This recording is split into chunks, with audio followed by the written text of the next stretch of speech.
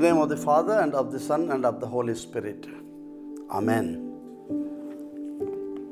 Good morning, dear friends, and greetings to you all in the most precious name of our common Lord, Jesus Christ. Grace and peace of our Lord Jesus Christ be with you always. And today we will have a theme for our meditation, like touching the untouchables. Touching the untouchables. And based upon this, we will go through some of the biblical passages to have our meditation and to see how that will be applicable and relevant to our spiritual enhancement in our lives. I would like to read a small portion from the Gospel according to St. Matthew chapter 8, the first 4 verses. I shall read it for you. A cure of a leper. After Jesus had come down from the mountain, large crowds followed him. A leper now came up and bowed low in front of him. "Sir," he said, "if you want to, you can cure me." Jesus stretched out his hand, touched him and said, "Of course, I want to. Be cured." And his leprosy was cured at once. Then Jesus said to him, "Mind you, do not tell anyone, but go and show yourself to the priest and make the offering prescribed by Moses as evidence for them." Friends, I would like to just sing one stanza. Of course, that hymn has about 10 stanzas, which is meant for the Passion Chorale, composed by a very, very prominent spiritual leaders of the Easter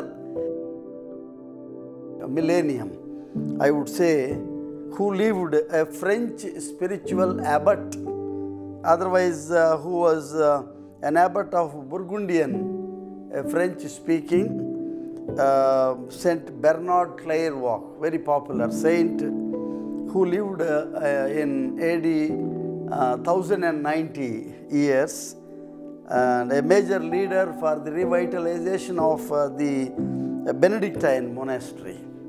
And he composed a hymn which contains around 10 big stanzas. I would like to sing one for this season of Lent.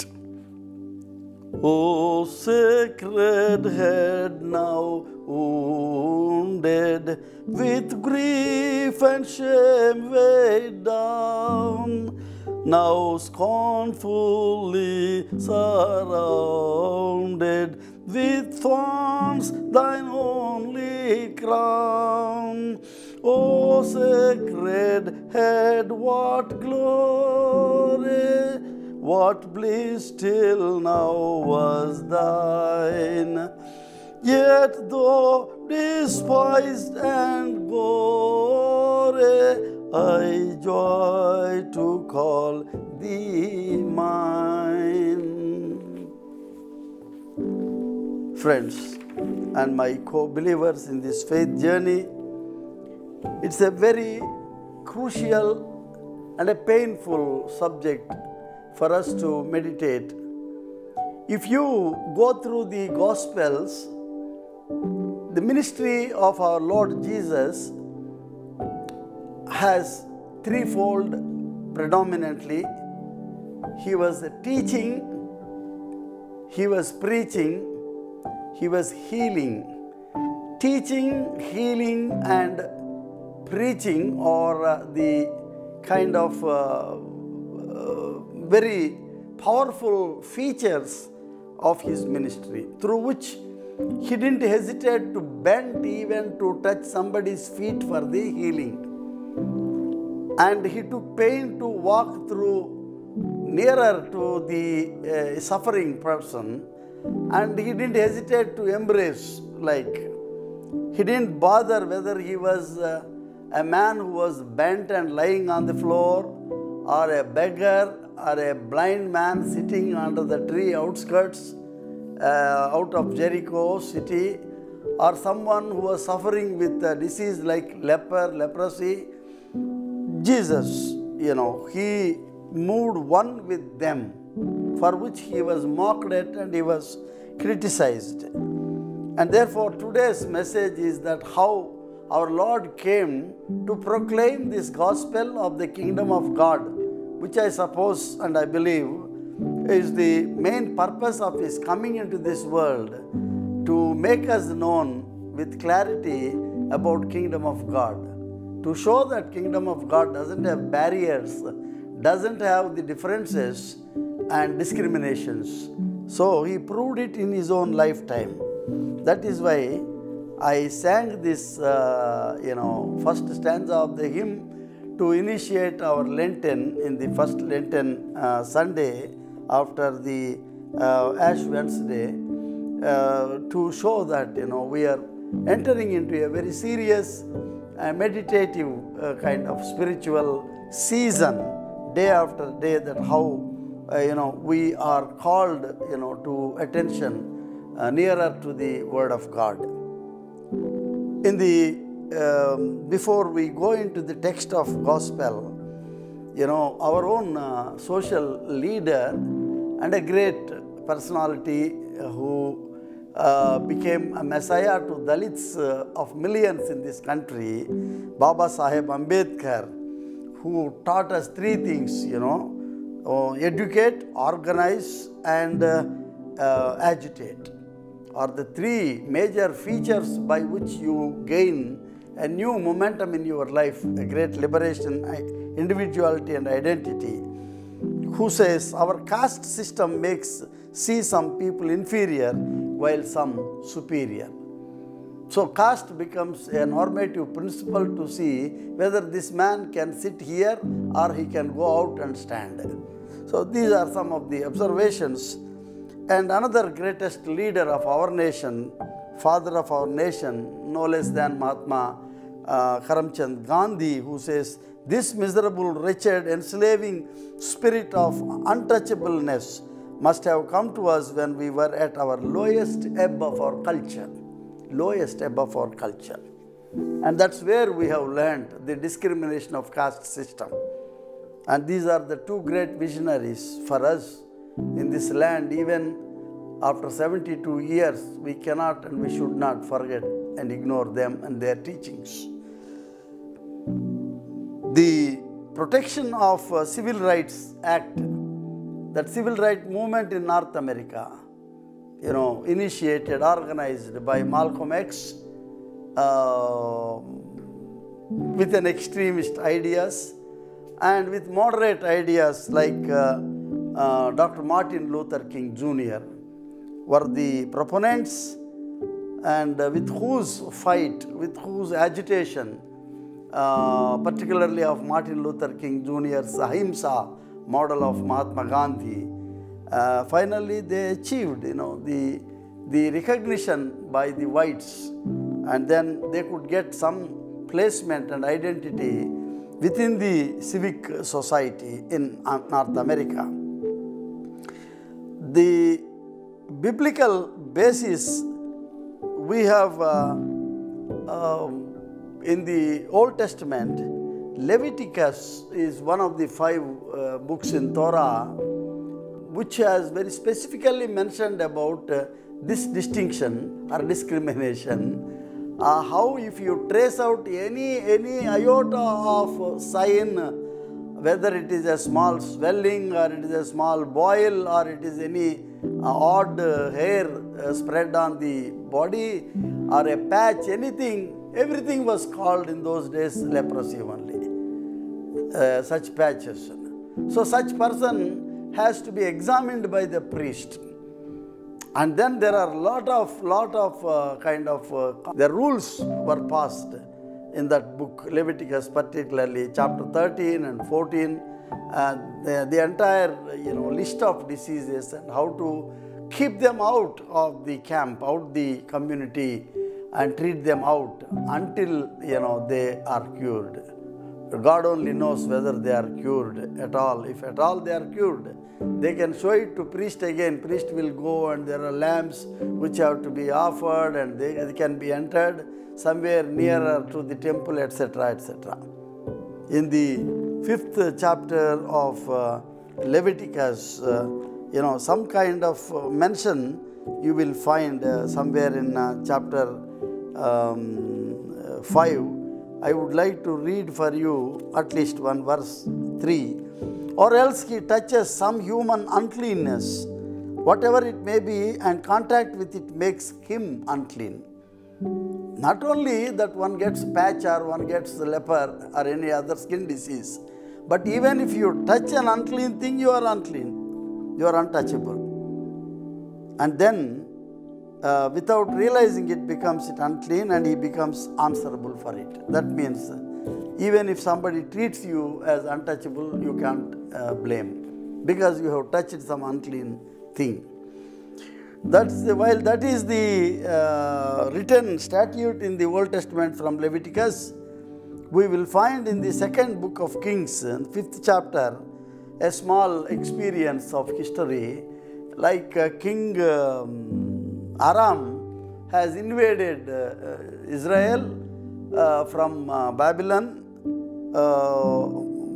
and then they have brought all the people deported, and Naaman was the army general commander who helped the country Armenia, Assyria, to bring victory, and so therefore he was highly honored.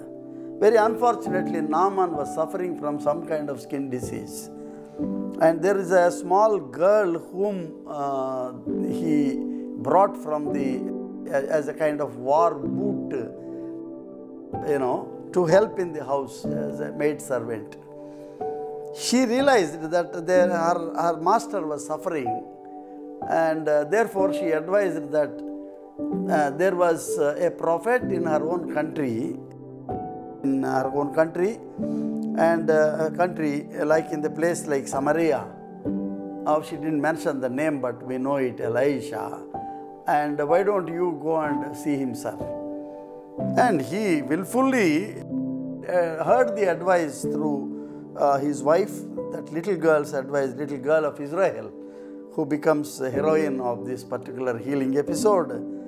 And he took his paraphernalia and he approached the king Aram, and Aram has given a big letter that, see, my commander, my servant is coming, you must heal him, like as if that is available by magic. And the king over there in Israel was so much terrified with this letter that why is he coming again and again to defeat us? How can someone go and heal such a disease? But however, Naaman was given a kind of access to Elisha. Elisha advised Naaman to go and dip himself in the river Jordan. He got wild. He said, why? We got beautiful rivers like Abana and Farfar. Why should I come all the way to dip into another water here? But his associates told, simply listen what prophet says. So Naaman goes and he dips himself into river Jordan. And it is not again by magic of the water, but you must look at the prophet and his prayer. Intercession for this gentleman Naaman, who was healed, like whose skin became like a skin of a child. And that was the healing that took place. His flesh became clean once more like the flesh of a little child. Thanks to that little girl from Israel who advised him.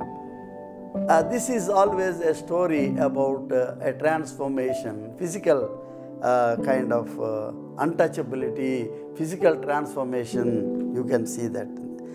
I would see many in line, the healing of such diseases. In Matthew 8:1-4 we have read it, and there are plenty of references like Luke 5th chapter, Luke 7th chapter, John 4, Mark 1, etc. And you find the kind of people who are full of diseases, who ultimately remained as untouchables. And it is in this context in Matthew's Gospel, 8th chapter, this man who was suffering from, leper, he had a great desire and a passionate, willful attitude to, come closer to Master. He asks, if you, sir, want, you can cure me. If you want. See, he was so hesitant that he was not sure whether he would really look into such filthy characters. That's how he was treated till now. Therefore, he said, if you want. In Urdu it says, aapka marzi, at your kindness. If you want, you can cure me. You can means you are able to. You are able to cure me. And Jesus agreed and he stretched out his hand. That is what we have to see. That is the purpose for which he has come. In Mark's Gospel, 1st chapter, verse 14-15, you will find the purpose of Jesus coming into this world is to proclaim this gospel of kingdom of God and prepare them with a change of heart, repentance, and prepare themselves to receive the kingdom or the part of the kingdom of God.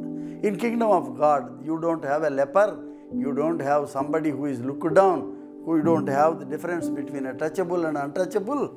And that's what he said. Friends, in this context, I would like to remind you of the great ministry that church has done. I am not going into references of such diseases in the Bible. There are plenty how they were healed. But I want to remind you, one great man called Wellesley Bailey, an Irish man, who came to India in 1890, for the first time observed that there is a disease here in India. Then he went to New Zealand. I don't know why, probably to get some research and to pool kind of resources. He returns back, and there is one Reverend Frank Aldrein also came associated. These are for the first time, a new ministry was initiated in India.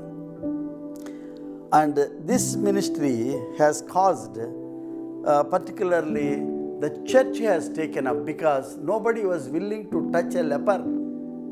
And I am very proud, also I become humble to say that it was the Christian church that took this ministry in the history of this land. A leper can get a solace from the church. They say that leprosy is not an untouchable thing. And you see later on from 1925 onwards, almost every alternate year, here or there, the institutions for the healing and solace of leprosy were established in Cuttack, Chandkuri, Purulia, Changalpat, Kalimpong, Karigiri, Faizabad, Bankura, and even in Andhra Pradesh, in Arogyavaram, in Madanapalli city, and then Rajamandri, the leprosorias have been established by the church. I have great pleasure in working in Bankura, sometime in Premdan, as a Bishop's College theological student. I used to go on every Saturday in 1 year into this Premdan, is give love. To serve the lepers. There are many episodes, the behavior of the lepers and the treatment, etc. And then I also visited Purulia, where one of the senior bishops who is retired, and he spent his time in the midst of the lepers there. The discrimination has no meaning in the church today. And then a lot of work has been done by the church. And then the general hospitals have taken up this ministry by looking at that. Of course, HIV, AIDS, tuberculosis, and all these things, first, touch was given by the church in this land. And then, of course, other doctors observed, and anybody can come and take this ministry. While this is the case, there are other areas like social untouchability also we have to seriously meditate on. This is like liberation from the social structures, transformation from the social structures. The biblical basis for me is, Mordecai and Esther, who were virtually untouchables, because again I am talking about the Babylon, invading Israel and deporting the people, the Jewish communities into Babylon, and there Nineveh is the place, of course. And there one gentleman, a Jew called Mordecai, he also brought his brother's daughter Hadassah, later on named as Esther. Esther means simply in Persian language is a star, and brought her, and he groomed her, he fashioned her. No one knows why he did that, but later on she becomes the queen. Not a small country, but a massive Persian country, wherein a part of India, along with a part of India, a piece of India, western frontier, along with Persian part will go into her rule also, which you will find in her book Esther. There these people were treated as low. They were treated as untouchables because they are captives in that land, no? But then Haman was a wicked man who was trying to give persecution to them. Mordecai had a good plan, and he prayed to God, and he brought up this girl, and finally, you know the story, Esther becomes queen as a kind of liberator. Some people forget when they go into new positions, but Esther did not forget her background, and she delivered all of her people, from the clutches of the slavery, and brought the favor of King Ahasuerus on these people. You will find different, events in the Bible. Friends, Jesus, when you come to the New Testament, had compassion on such people. You will find his body language was different and unique. He stretched his hand towards that man. He was doing some action. He took some material from the ground and then clay, and he spat on it and applied to the eyes. And so he was willing to take risk because he came here to be a liberator. He came here to be a healer. He came here to be a change maker over the structures. You will find that, when he was passing through, in one of the references I would see, he was walking, and he finds, the 10 lepers approaching him. And then he was willing to talk to them. He spared some time, and they asked him to heal. And God has enabled Jesus to heal these people, and all of them were happily going to the temple, but one of them was returning back. And Jesus said, "Why is this, except this man, a heathen? Why others did not come back?" But that only shows that for him there is no agenda of untouchability. Friends, in the Indian context, we have a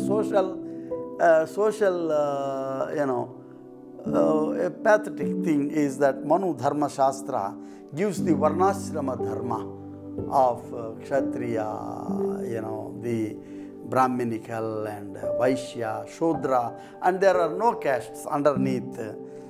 There was no necessity for those people. They are estranged from the human civic society. They are kept outside the camp. They are looked down. And I am talking about this for thousands of years, this was there. And there was a healing on that when the missionaries came to this country, when they walked into the slums, into the outside camps. They have become today a very important pockets of educational centers where when they established elementary schools, small health camps, they become the center of the, the activity of restructuring and transforming these structures. In and around the world, such things happened, like a great Nazi mind towards the Jews. Overnight, 6 million people were massacred. In North American civil rights movement, Dr. Martin Luther King Jr. led a great movement who sang, "We shall overcome. We shall overcome someday," not only in North America, but all those who are estranged one day. These untouchables will one day become the touchables. They become attraction. Taliban's wiping out the radicals in Syria, Iran, Iraq, millions of the of the refugees walking out, running out of the country because of the terror. The Buddhist attitude to Christianity in Sri Lanka, in last Easter there was a bomb blast and hundreds of people died. When you look down, people, Bajrang Dal people attacked on the churches on Christmas one day in Orissa. Even today there is no healing, no healing. Friends, I just want to tell you only the high caste mind, not only in India, elsewhere. This is there everywhere. It is there in Hinduism, it is there in Christianity, it is there in Islam, it is there in Buddhism. There is some kind of racial, classist, casteist difference of touchability and untouchability. Friends, Paul said, these are the sort of people who, some of you were once, but now you have been washed clean and sanctified and justified through the name of the Lord Jesus Christ and through the Spirit of our Lord. He says this in the first epistle to Corinthians chapter 6 verse 11. And then he continues to say, in the one Spirit we were all baptized, Jews as well as Greeks, slaves as well as citizens, and one Spirit was given to us all to drink. First epistle to Corinthians 12 chapter verse 13. No difference. All humans have the image of God, the same imprint, the facial marks of God, the divine features, I always, admired about the Demut and Zalem are the words, Hebrew words used at the time of creation in the likeness and in the image of God are not the physical features, but the goodness of God, the glory, Mahimai, and then the spirit of fellowship, spirit of Demut, Zalem, spirit of fellowship, living together in fraternity, togetherness. When we lose them, you lost the image of God, the likeness of God. And we must be aware of the fact that we are breathing, whether you are touchable or untouchable, the same breath of God which He breathed into the nostrils of the humans when He created, same breath to all humanity. Whether you are fair, you are dark, you are red, whether you are short or long, whether you are fat or slim, whether you are tribal or you are Dalit or you are Brahminical, anybody, we breathe the same breath of God. It is the life given by God as unique gift of God. If this is so, why should we have differences? We have to, all religious teachers teach this principle that we are one in the sight of God. And therefore, my dear friends, I would like to quickly conclude this. The third aspect is the ethical and moral untouchability. It is the liberation from the ethical, moral captivity, including the spiritual. Transformation of the oppressive structures. Same villages, same society, same culture and ethos. We have too many faces of humanity. We have not changed it, basically.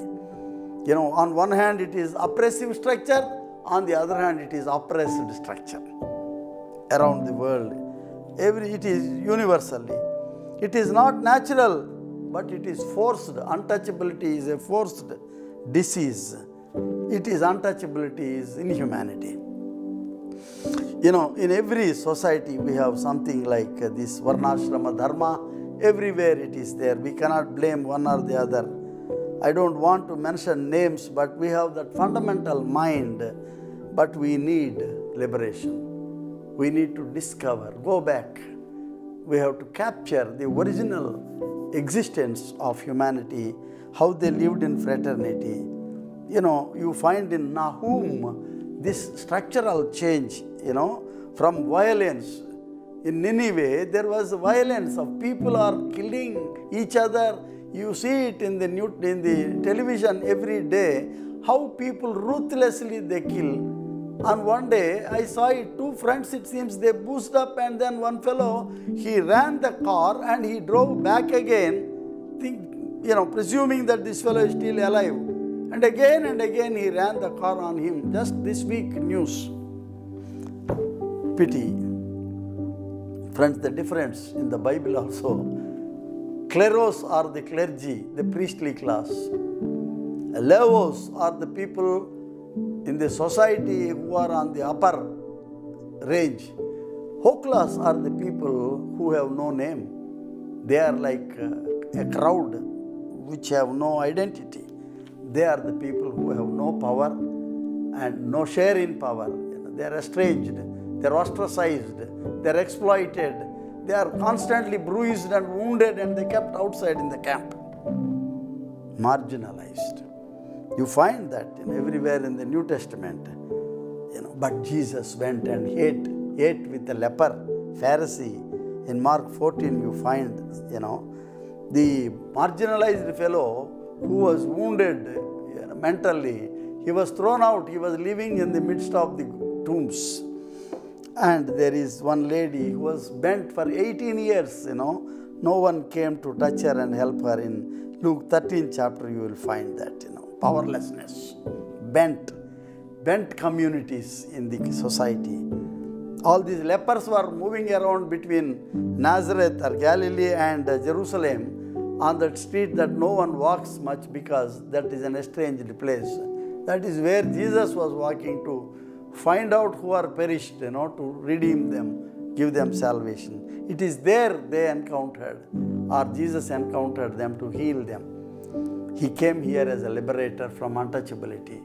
He came here to bring a new form to this, estranging or exploiting structures, a new meaning to this liberation. Friends, I would like to close here with this to say that we have no difference whether you are a Jew or a Greek. We are on the image of God. We breathe the same breath. Let us go back to feel, to have that life that God has given to us, not with differences. That doesn't take us to kingdom of God. When you are in the image of God, no one can separate you from His love. Shall we look at those people who always wait outside in our camps, in our streets, in our office places, in our educational institutions? People are lying. They are, in one or the other form, they are untouchables.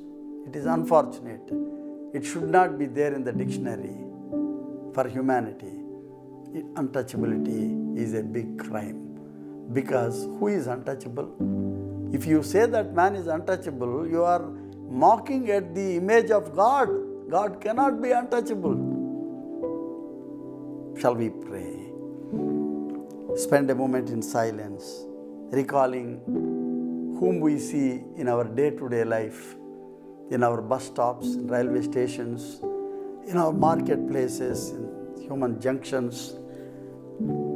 People who are not cared for, who are not touched by the so-called sophisticated civilized society, who are fight down.